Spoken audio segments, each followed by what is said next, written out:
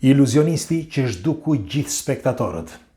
Kjo tregohet se është një histori e vërtet. Mua ma kanë treguar kur isha i ri, kur isha iluzionist, sepse në botën e iluzionistëve njihet si histori, por me qenë se pash një video të një Amerikani që tregonte këtë, mu kujtua dhe doja t'ja u tregoja. Unë do t'ja u tregoj ashtu siç ma kanë treguar, që në të vërtet është një histori metropolitane dhe kështu do ta trajtojmë. Kështu që kush është rastisht nëse nuk e ka bërë ende bëjni like faqes dhe videos që të shihemi sërish dhe faleminderit që jemi për bashkë. Bëhet fjalë për një iluzionist të viteve 1800. Ishte një iluzionist i famshëm në atë kohë, në fakt e njohin që të gjithë iluzionistët, quhej The Great Zappi ose Zaza. Me fjalë Zappi do të thotë gjë shpejt, okay? Megjithatë, ky ishte një me mustaqe shumë elegant, i gjatë, me flokë të gjata dhe tregohet që kishte arritur famën, sepse fillimisht ai bënte numrat vegjël, me një fjalë jo me pluma, apo me lepuj dhe gjëra të vogla. Dhe kërkonte që të bënte një numër të madh, një numër që të mund të nxiste publikun që të shkonte ta shikonte. Në fakt në atë kohë ishte momenti i shumë iluzionistëve. Dhe ky ç'bëri, mendoi një ditë të zhdukte një kal. Dhe kështu bëri një numër me kal dhe u bë bujë e madhe. Dhe çfarë bëri? Nga një moment u kujtua dhe tha, tani, po e mblodhi mendjen, dhe tha tani do bëj dhe numra të tjerë dhe filloi të bënte numra me xhirafa, me elefant, me kafshë të tjera dhe u bëj famshëm. Në fakt, një mbrëmje bëri diçka që la njerëzit pa fjalë, sepse bënte gjithmonë kështu. E kuptoi që truku ishte që ai të bënte bujë dhe u thoshte spektatorëve që pas një jave apo pas një muaji do bëj një numër madhështor. Dhe kështu bënte, dal nga dal. Pra e rriti karrierën e tij pikërisht kështu. Dhe një ditë tha do bëj një numër fantastik, tha, dhe filluan njerëzit që të blinin bileta, kushtonte shumë. Dhe dal nga dal u bë vërtet i famshëm dhe u bë vërtet i pasur. Dhe çfarë kishte bërë atë ditë? Ai krijoi një platformë shumë të madhe. Platforma ishte e mbaj me kolona nga poshtë dhe ishte bosh. Dukej që ishte bosh sepse kishte vende drita. Dhe sipër ishte rreth 20 metra katror, parafërsisht, ose si mund të quhet, rreth 5 metra i gjysmë, 6 metra diametër. Dhe njerëzit i vendosi përreth kësaj platforme. Por njerëzit që ndronin jashtë, megjithatë mori publiku, nga publiku mori disa njerëz nga publiku që të mbajshin dorë pas dore dhe të rinin rreth te ky tyl që kishte vendosur. Vendosi një tyl në mes. Dhe në mes të këtij tyli futi një elefant. Dhe pasi vendosi elefantin këtu, tylin përreth dhe njerëzit jashtë tylit, duke u mbajtur dorë më dorë, që të mos dilte elefanti nga aty, sipër ishte bosh, sepse bezja që mbulonte rreth ishte bosh, me fjalë dukej që sipër nuk kalonte gjë. Poshtë ishte bosh, e megjithatë elefanti u zhduk. Njerëzit ishin të lidhur kështu dhe mbyllën të gjithë trajektoren aty ku mund të kalonte elefanti, por nuk kaloi, sepse të gjithë ata ishin spektator, nuk ishte askush, me fjalë që ta dinte këtë gjë, sepse do ta shikonin. Pra nuk u kuptua se si u zhduk elefanti dhe bëri bujë të tmerrshme. E kështu dal nga dal, ky Zappi filloi që të bënte edhe numra të tjerë dhe gjithmonë bënte gjëra të veçanta. Dhe si përfundim, kishte arritur famën dhe para ishte bëri pasur. Në fakt, sapo kishin dalë, sepse bëhet fjalë në vitin 1891. Pra që bëri bujën e madhe dhe që do të krijonte një iluzion që do ta mbante mend bota, kështu thoshte ai. Dhe ishte nga të parët që, sepse tashmë ishte bëri pasur, nga të parët që kishte bler një makinë, makinat e para që dolën atëherë, mos gaboj, sapo kishin dalë makinat. Dhe ai kishte bler këtë makinën, bëri një numër me këtë makinë, përpara se të bënte numrin e madh, dhe pastaj tha, në filan ditë, që mos gaboj ishte qershor, i vitit 1891, dhe tha do bëj një numër në ekskluziv, botërore, që do ta mbaj mend bota për tërë jetën. Dhe filluan që të gjithë që të blinin bileta, si gjithmonë blinin bileta. Mirë po, tregohet që ky kishte zgjedhur, i zgjidhte ky njerëzit se kush do të shkonin.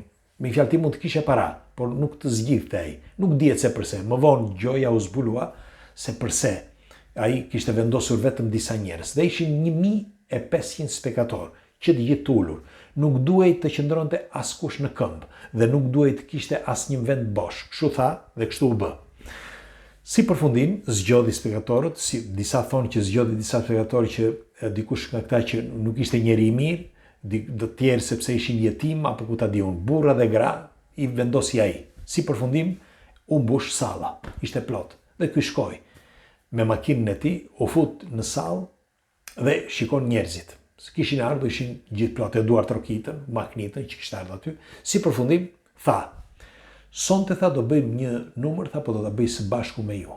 Ju tha do të përsërisni së bashku me mua të numërorin deri në 10. Dhe unë do bëj numrin, me fjalë, të gjithë menduan sepse nëpër postera kishte vendosur që do zhdukej. Me fjalë, do zhdukej, disappear. Me fjalë, zhdukje, por nuk dihet se kush, do zhdukej ai apo do zhdukej dikush tjetër, nuk diej. Dhe kështu filluan spektatorët së bashku me të që të numëronin 1, 2, 3 dhe kështu. Kur erdhi përpara se të thoshin 10 dhe than 9, u zhduk. Pra, u zhdukën të gjithë spektatorët jo ai, por u zhdukën spektatorët në sallë që të gjithë, 1500 spektatorë. Pra, flitet edhe sot, edhe nga iluzionistët, botën e iluzionistëve, thuhet që The Great Zappi bëri atë që kishte, me fjalë, magjinë e madhe dhe zhduku 1500 spektatorë. Dhe si përfundim, ai në momentin që spektatorët u zhdukën, ai doli pas teatrit dhe iku. Disa që ishin jashtë teatrit, pra njerëz të thjeshtë që kalonin aty sepse kishte njerëz të thjeshtë që kalonin si ishin futur, ose ndoshta ishin aty dhe nuk ishin arritur do të futeshin, e pan që ai iku dhe u fut në makinë. Pra, këto janë deklaratat e njerëzve. Si përfundim, nga ajo ditë ai u zhduk dhe nuk u gjet më. Pra, nuk shkoi në shtëpi, nuk shkoi në një shok, teknik, miq apo njerëz. Ndoshta nuk ishte ai, nuk dihet se si, por nga ajo ditë edhe vet iluzionisti u zhduk. Por prisni, sepse nuk mbaron këtu. Në vitin 1955, një ekspedit që kishte shkuar, në fakt tregohet që ishte një ekspedit amerikane që kishte shkuar në Antarktidë, kishte shkuar për të studiuar disa fenomene, disa zona. Ishte momenti atëherë kishin kaluar vite, po flasim që nga vitet 1891, tani në vitin 1955, pra gjithë të vite. Dhe shkuan në një vend të caktuar, të paktën kështu thuhet, në një vend të caktuar, dhe në një shpellë, ishte tip shpellë, por e betonuar, të paktën kështu thuhet, ose më mirë mund të ishte në mënyrë natyrale e betonuar, brenda këtij vendi gjetën me mira kocka kafshësh. Mira kocka kafshësh. Bile kur u futën më në thellësi, gjetën me mira kocka njerëzish. Mirë po, nuk gjetën as edhe një fëmijë, por ishin që të gjithë, me fjalë, të rritur. Dhe sipas gjasave, më vonë e lidhen këtë, pra këtë histori të gjetjes së kockave, me historinë e The Great Zappi, me historinë e iluzionistit. Thuhet që ai, nga momentet që zhdukte, kishte gjetur një mënyrë zhdukjeje që ai i transformonte njerëzit në, me fjalë, i fuste në një tjetër dimension. Disa thonë që i fuste në, me fjalë, kishte makinën e kohës. Disa ja fusin kot. Megjithatë, këto janë teori konspirative, nuk diskutohet, por unë po ja u tregoj thash siç ma kanë treguar që ai, pra iluzionistët tonë që Zappi, kishte shpikur një lloj makinerie që e shpërbënte trupin e njeriut për ta përbërë në një formë tjetër, në një dimension tjetër. Disa thonë që zhdukej, me fjalë njeriu, kur e shkëputej nga një vend, zhdukej nga ana tjetër dhe nuk mbetej gjë. Megjithatë, kjo lloj makinerie, sipas gjasave, nuk mund të funksiononte. Në fakt, kjo tregonte që edhe pse ai kishte shpikur këtë makinën e kohës, trupi i njerëzve nuk e përballonte dot dhe vdisnin. pra shpërbëj trupi.